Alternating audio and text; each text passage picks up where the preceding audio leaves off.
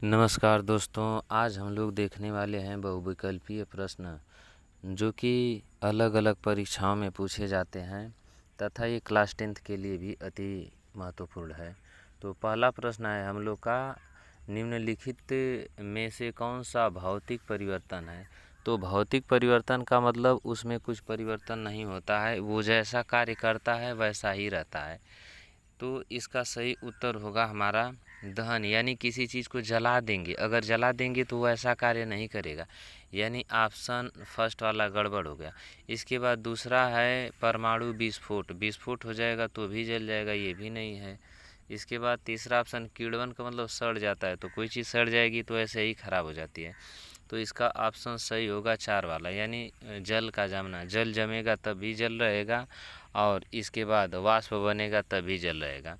इसके बाद हम लोग का अगला प्रश्न है निम्नलिखित में से कौन सा रासायनिक परिवर्तन है? तो रासायनिक परिवर्तन का मतलब होता है कि ये पूरी तरह से बदल जाता है। जैसे अगर हम कागज़ को लेकर के मोड़ देते हैं तो वो भौतिक परिवर्तन रहेगा, लेकिन कागज़ को जला देंगे तो वो रासायनिक परिवर्तन हो जाएगा। तो इस प्रकार से बर्फ़ गलेगा तो बर्फ़ ही रहेगा, ये नहीं हो सकता। जल का वाष्पीकरण, ये जल का जो वाष्पीकरण है ये अभी जल ही रहेगा। लकड़ी काटेंगे तो भी लकड़ी ही रहेगी, लेकिन उसको जला देंगे तो उसका अवस्था बदल जाएगा, यानी ये तीनों ऑप्शन सेम है, ये नहीं हो सकती। तो जो सबसे अलग है वही हमारा उत्तर होगा, यानी ऑप्शन 4, दही जमेगा तो दूध के जैसा व्यवहार कभी नहीं कर सकता। इसके बाद अगला प्रश्न है हम लोग का, निम्नलिखित में कार्बन के अपरूप हैं, यानी कार्बन के रूप कौन कौन से हैं, यानी किस में कार्बन पाया जाता है? तो हीरा तथा ग्रेफाइट में पाया जाता है, यानी पहला वाला ऑप्शन तो हमारा सही है। इसके बाद दूसरा ऑप्शन है फुलरीन और कोक में भी कार्बन पाया जाता है। तीसरा ऑप्शन चारकोल तथा कागज़, कागज़ का मतलब जलाएंगे तो काला हो जाएगा, इसमें भी कार्बन पाया जाता है। इसका मतलब कि ये सब के सब ऑप्शन डी, यानी इसका 4, ये सभी सही होगा, क्योंकि कार्बन का मतलब जलाने पर काला हो जाएगा। तो चारकोल कोयला एक प्रकार का होता है, तो ये सब का सब ऑप्शन सही है। इसके बाद अगला प्रश्न है हम लोग का, संक्षारण के लिए आवश्यक दशाएं निम्न हैं, यानी संक्षारण कैसे होता है? तो संक्षारण का मतलब होता है लोहा में जंग लग जाना, यानी जब मूर्छा लग जाता है तो उसे कहते हैं संक्षारण। तो इसके लिए वायु की उपस्थिति रहनी चाहिए, यानी जब वायु रहेगा तभी जंग लगेगा। जल की उपस्थिति, पानी में लोहा भीगता है तो जंग पकड़ लेता है, यानी इसका ऑप्शन दोनों सही होगा। तो संक्षारण के लिए हवा भी चाहिए और जल भी चाहिए। इसके बाद अगला प्रश्न है, क्या प्रश्न है? विकृत गंधिता को रोका जा सकता है, यानी सबसे पहले जानेंगे कि विकृत गंधिता क्या होता है। तो विकृत गंधिता माने कोई चीज़ सड़ जाना, खराब हो जाना। तो वायुरोधी बर्तन में, यानी जिस बर्तन में हवा नहीं जाएगी उसमें रखेंगे तो वो विकृत यानी नष्ट नहीं होगा, ये तो सही है, यानी पहला वाला सही हो गया। कम क्रियाशील गैसों में रखकर, यानी अगर कोई गैस क्रिया ही नहीं करेगी तो विकृत गंधिता यानी भोज्य पदार्थों को सड़ाएगा ही नहीं, ये भी सही है। इसके बाद सीधी सूर्य की रोशनी से बचाकर, सूर्य की रोशनी से बचाएंगे तभी खराब नहीं होगा, ये भी सही, यानी इसका भी हमारा ऑप्शन 4 ही सही है। तो विकृत गंधिता को रोकने के लिए सुरक्षित रखना चाहिए वायुरोधी बर्तन में और कम क्रियाशील गैसों में। इसके बाद अगला प्रश्न हम लोग का है, अगला प्रश्न क्या है कि वे पदार्थ जो जलीय विलयन में वियोजित होकर केवल हाइड्रोजन आयन देते हैं अम्ल कहलाते हैं, यानी जब जल में घोला जाएगा, जैसे HCl को अगर जल में घोल देंगे तो H आयन अलग हो जाएगा, Cl अलग हो जाएगा, तो अम्ल कहलाते हैं। ये कथन किसका है? तो यह कथन गैलीलियो का है कि आर्हेनियस का है कि न्यूटन का है? तो इसका सही उत्तर होगा हमारा ऑप्शन बी, यानी दूसरा वाला। आर्हेनियस ने कहा था कि वे पदार्थ जो जलीय विलयन में घुल जाते हैं और हाइड्रोजन देते हैं तो वो कहलाते हैं अम्लीय पदार्थ। जैसे अगर कहा जाएगा कि हमारा HCl हो गया, तो HCl हो गया तो ये अम्लीय है। इसके बाद KOH है, अगर OH आ गया तो ये क्षारीय हो गया। इसके बाद अगला प्रश्न देखते हैं। अगला प्रश्न क्या है? अगला प्रश्न बोल रहा है कि pH का फुल फॉर्म क्या होता है? तो pH का फुल फॉर्म होता है पावर ऑफ हाइड्रोजन। इसके बाद पोटेंशियल ऑफ हाइड्रोजन, यानी इसका ऑप्शन सी सही होगा, यानी 3 वाला, क्योंकि इसका फुल फॉर्म होता है पावर ऑफ हाइड्रोजन भी होता है और पोटेंशियल ऑफ हाइड्रोजन। हालांकि अधिक मान्यता भले पोटेंशियल ऑफ हाइड्रोजन की है, लेकिन दोनों सही हैं। इसके बाद अगला प्रश्न देखते हैं, क्या है अगला प्रश्न? अगला प्रश्न, शुद्ध जल का pH मान कितना होता है? तो शुद्ध जल का pH मान का फुल फॉर्म अभी बताए हैं। pH की खोज किया था सोरेनसन नामक वैज्ञानिक ने। pH की खोज किसने किया था? तो सोरेनसन किए थे। कब किए थे? 1909 में किए थे। 19 यानी 1909। इसके बाद शुद्ध जल, तो ये जो pH होता है अगर 7 रहेगा तो वो उदासीन रहेगा, यानी कोई टेस्ट ही नहीं देगा।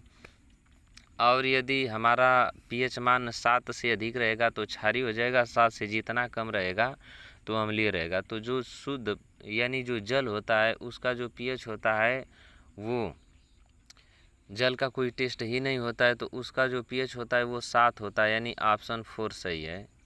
इसके बाद अगला प्रश्न हम लोग का है, सल्फ्यूरिक अम्ल में अम्लीय हाइड्रोजन परमाणुओं की संख्या कितनी होती है?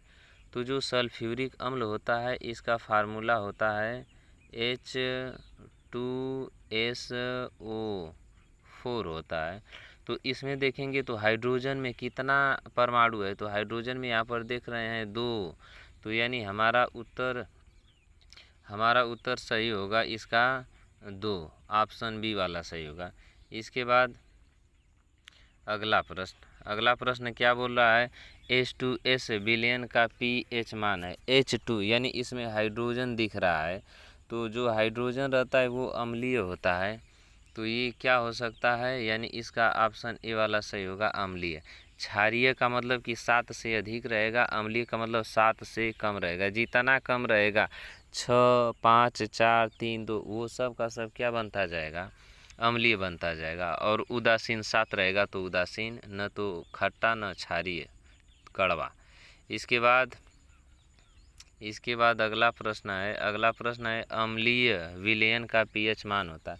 तो अम्लीय विलयन यानी 7 से ऊपर जाएंगे तो हमारा क्षारीय हो जाएगा, 7 से नीचे रहेंगे तो अम्लीय, यानी 7 से कम रहेगा। तो इसका जो ऑप्शन होगा वो ऑप्शन है 7 से कम रहेगा अम्लीय का pH मान।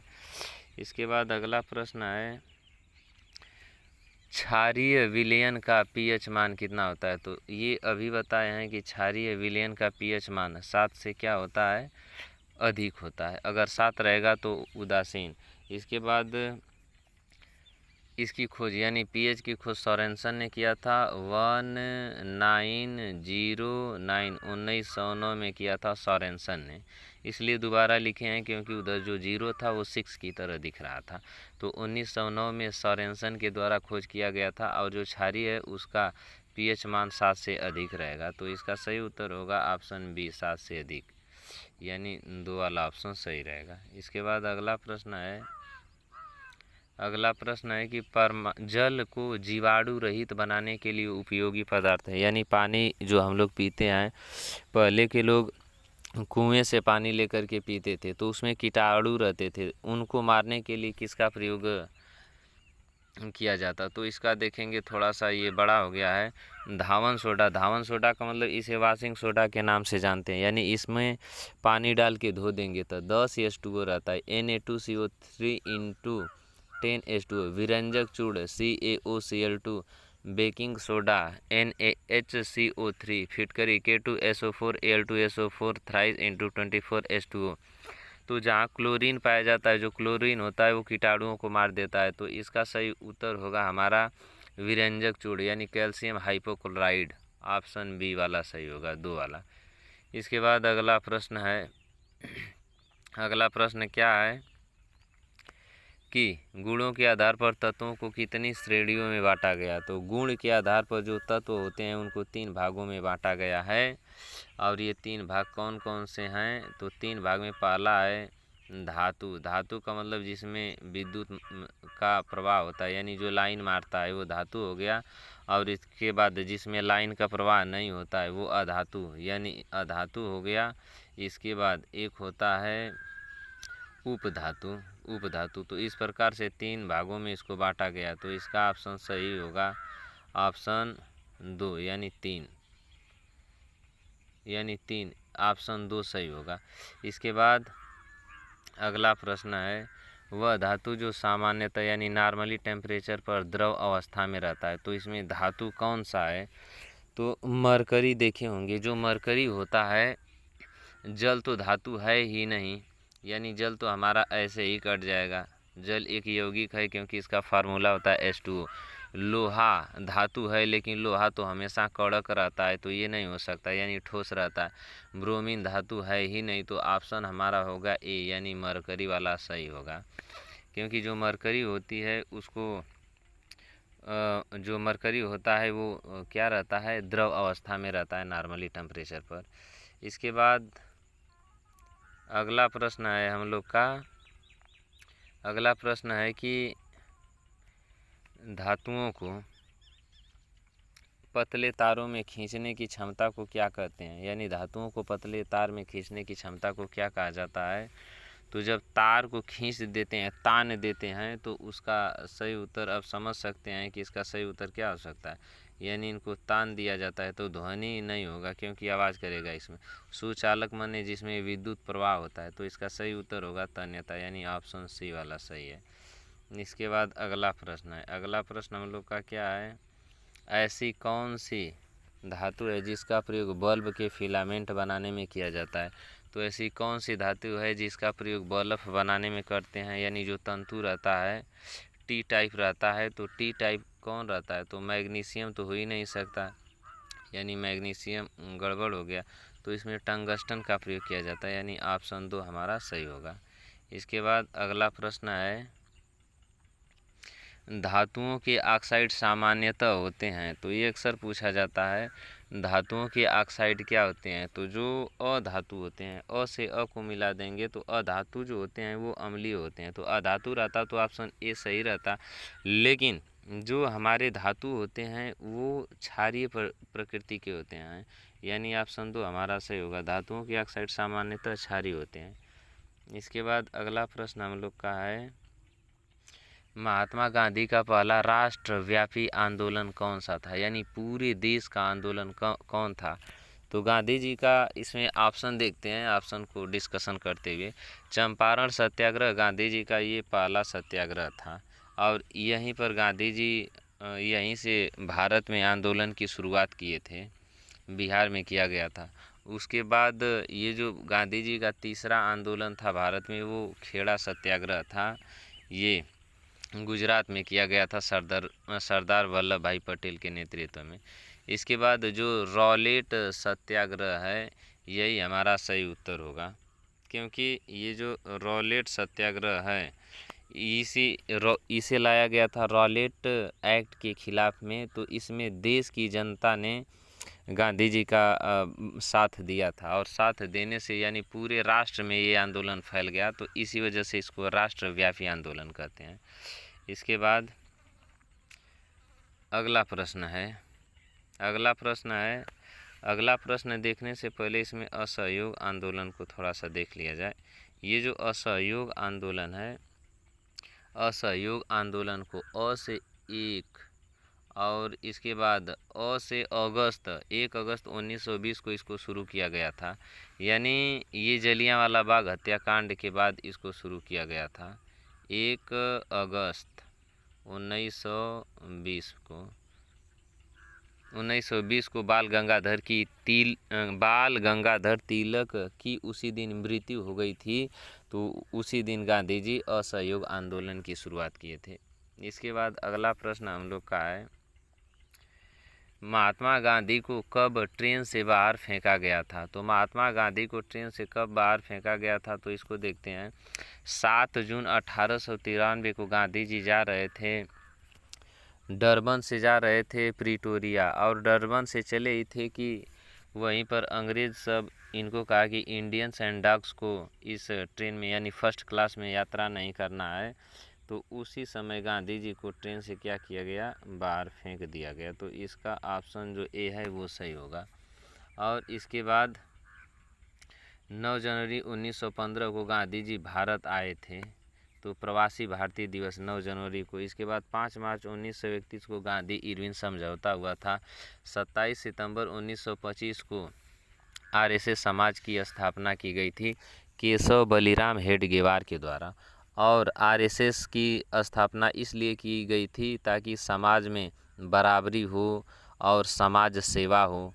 इसके बाद इसकी स्थापना महाराष्ट्र में की गई थी। इसके बाद अगला प्रश्न देखेंगे। अगला प्रश्न नहीं, चलिए कोई बात नहीं, इतना ही है। तो यानी अगला प्रश्न में हमारा है कि गांधी जी का पहला जन आंदोलन कौन था? तो इसका सब जो है वो नहीं आ पा रहा है। तो गांधी जी का पहला जन आंदोलन, ये पहला ऑप्शन है असहयोग आंदोलन, यही था। तो ये रहा हमारा टोटल प्रश्न, और इसको अच्छे से देख लेंगे। उम्मीद करते हैं कि समझ में आया होगा, और ऐसे ही बनाते रहेंगे वीडियो आप लोग के रिवीजन के लिए। ये क्लास 10th के साथ साथ कॉम्पिटिटिव एग्ज़ाम्स में भी अति महत्वपूर्ण है, जो पूछे जाने की अधिक संभावना रहती है। तो ये रहा हमारा आज का वीडियो, और फिर मिलेंगे अगले वाले वीडियो में। तब तक के लिए जय हिंद।